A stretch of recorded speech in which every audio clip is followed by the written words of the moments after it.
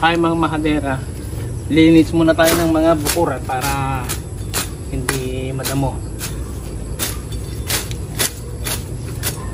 Nakakatakot ang ahas pagka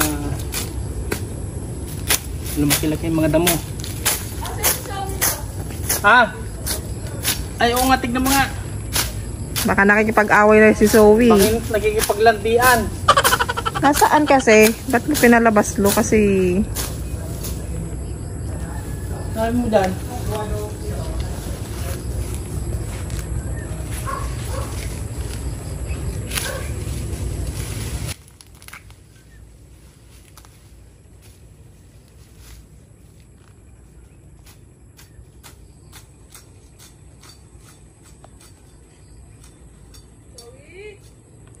nasaan?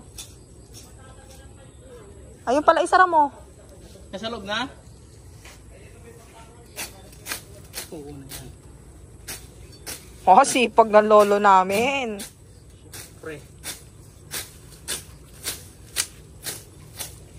Ano yung mga nasa, ano mo, bakuran? Lo? Ano mo nga, ano yung mga puno mo dyan? Ano yan? Marami. Ayan, no, sabi mo. Ito, avocado. Tapos, Saging. oh. Kamuting kahoy. Papaya. Kaya mga dalandan. Saan yung dalandan mo? A few moments later. Ayan mga mahadera, kamustahin natin ang tinabas ni Lolo Ador kung tapos na ba. Ay, bongga mga mahadera. Oh, malinis ng kanyang bakuran. Ito nga pala yung tinanim niyang mga avocado. Yan. Oh, tignan natin kung ano yung pinagkakabalahan ni Lolo ngayon.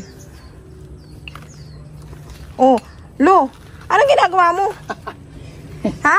Try kong magtanim ng beer para baka sakaling tumabon din ako bili ng bilik.